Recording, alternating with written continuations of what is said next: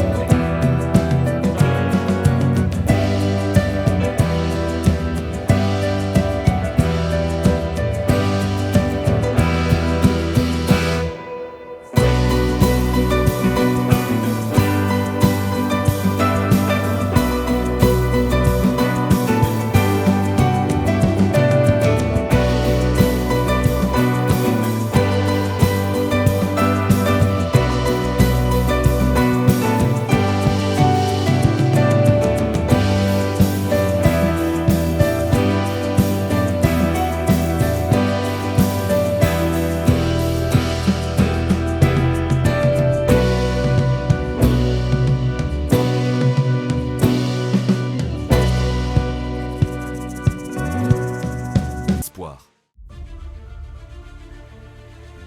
Dieu donna à Noé des instructions précises pour la construction de l'arche.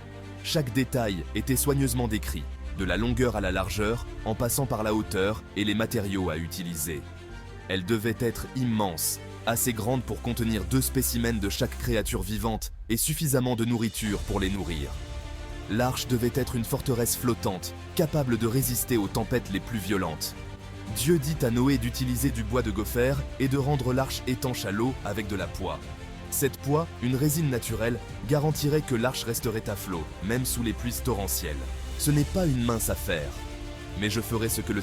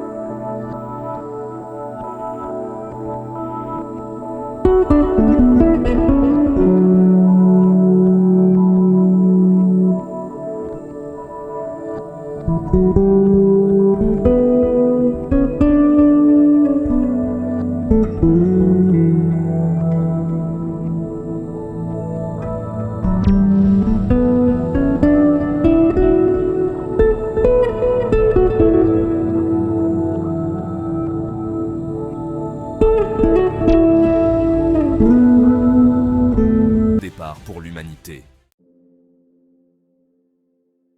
L'arche commençait à prendre forme. Ses poutres massives s'élevaient haut, au-dessus du sol. Les gens s'arrêtaient pour la contempler.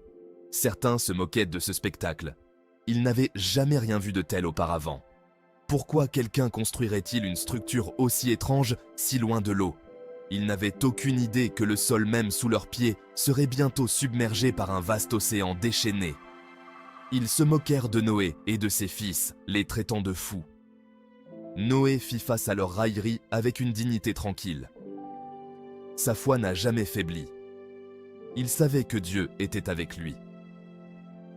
Il continua à travailler sans relâche, le cœur rempli de la certitude que Dieu tiendrait sa promesse. L'arche était plus qu'un simple bateau. C'était un symbole de l'amour et de la miséricorde de Dieu. C'était un témoignage de la puissance de la foi et de l'obéissance. Et c'était un phare d'espoir dans un monde qui s'était égaré. Le bruit des marteaux résonnait dans la vallée. La vue de l'arche, qui prenait de l'ampleur de jour en jour, attirait les curieux. Certains étaient simplement émerveillés par sa taille imposante. D'autres observaient avec amusement, leur rire résonnant dans l'air. Un déluge? Et d'où viendra ce déluge? Des cieux? Ils ridiculisaient Noé et sa famille, les traitant de fous. Mais Noé resta imperturbable. Il continua son travail, sa foi inébranlable face